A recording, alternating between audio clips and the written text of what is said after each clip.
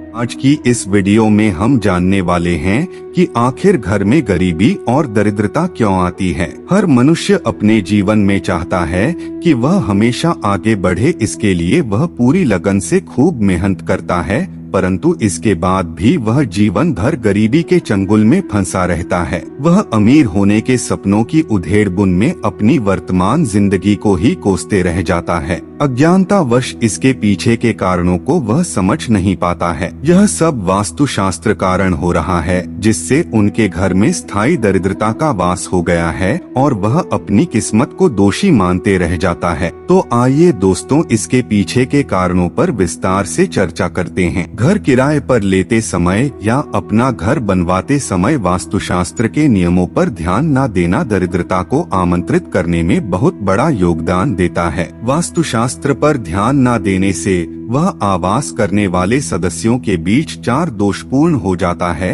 और मतभेद पैदा होने शुरू हो जाते हैं और फिर उनके बीच क्लेश होने लगती है। जब ही यह स्थिति उत्पन्न होती है तो माँ लक्ष्मी उस घर रूठ जाती हैं, जिसके फलस्वरूप गरीबी अपनी जड़ जमा लेती है। सनातन धर्म के 18 पुराणों में से एक गरुड़ पुराण में भगवान विष्णु और गरुड़ के बीच बातचीत का वर्णन है, जिसमें धर्म से जीवन जीने की कला, मृत्यु, अंतिम संस्कार और पुनर्जन्म से संबंधित बातों का जिक्र किया गया है। इस पुराण में भगवान विष्णु जी ने बताया है कि वह कौन कौन से कर्म हैं जिसकी वजह से व्यक्ति के जीवन में दरिद्रता आती है। पहला कारण है रसोई घर में जूठे बर्तन। अगर हम रात को रसोई घर में जूठे बर्तन रखकर सोते हैं तो हमारे घर में दरिद्रता का वास हो जाता है। इसीलिए हमें रात को अपना रसोई घर पूरा साफ सुथरा करके सोना चाहिए और कभी रोटी बनाने के बाद तवा आप उल्टा ना रखें। दूसरा कारण कांटेदार पौधे। जिस घर में कांटेदार पौधे लगे होते हैं वहाँ भी दरिद्रता का वास होता है। यही प्रकार कांटेदार पौधे जैसे कि गुलाब के इत्र आदि पौधों को घर से बाहर लगाना चाहिए। तीसरा कारण है गृह क्लेश। जिस घर में गृह क्लेश रहता है उस घर में भी दरिद्रता का वास होता है,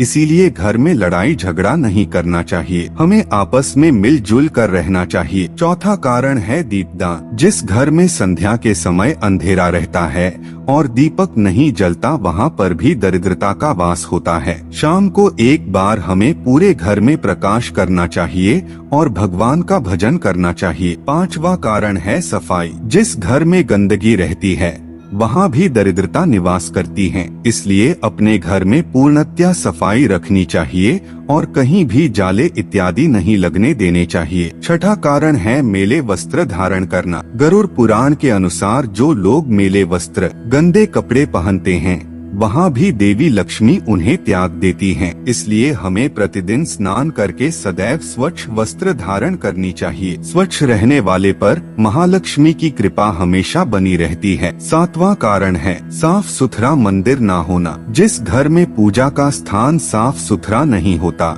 वहाँ भी दरिद्रता वास करती है, इसीलिए अपने पूजा स्थल को हमेशा साफ सुथरा रखना चाहिए। नंबर 8 सूर्य निकलने के बाद उठना। जो लोग सूर्य निकलने के बाद उठते हैं वहाँ भी दरिद्रता वास करती, इसीलिए हमें प्रातः काल उठना चाहिए, क्योंकि देर से उठने पर माता लक्ष्मी हमसे रूठ जाती हैं। 9वां कारण है सूर्यास्त के समय भोजन। जब सूरज ढलने को हो या कहीं दिन और रात के ठीक बीच का समय तो याद रखें, इस समय कभी भोजन ना करें। साफ कहा जाए तो भोजन या तो 5:30 से पहले करें या फिर 7 बजे के बाद करें। 10वां कारण गरुड़ पुराण के अनुसार जो व्यक्ति स्वभाव से आलोचक हो, अर्थात वह हमेशा किसी दूसरे व्यक्ति की कमियां निकालता हो और दूसरों के बारे में बुरा बोलता हो तो माता लक्ष्मी उससे नाराज हो जाती है। बेवजह चीखने, चिल्लाने या गुस्सा होने का स्वभाव हो तो इससे भी जीवन में दरिद्रता आती है। दरिद्रता के और एक मूल कारण का वैष्णव साहित्य के अनुसार आलक्ष्मी जो दुर्भाग्य और दरिद्रता की देवी हैं, वह लक्ष्मी जी की जुड़वा बहन बताया गया है। हम सब यह तो अच्छे से जानते हैं कि लक्ष्मी जी समुद्र मंथन से प्रकट हुई थी,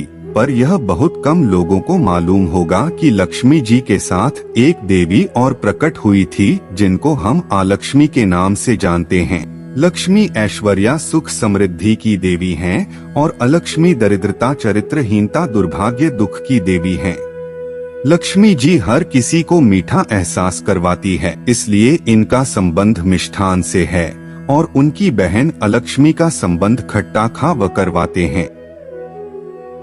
इसलिए शुभ अवसरों पर मिठाई खाकर मुंह मीठा किया जाता है और घर को बुरी नजर और दरिद्रता से दूर करने के लिए घर के बाहर नींबू और मिर्च टांग दी जाती है। माता लक्ष्मी घर के अंदर जाकर मिठाई खाती हैं और अलक्ष्मी जी घर के बाहर नींबू और मिर्ची खाकर संतुष्ट होकर चली जाती हैं।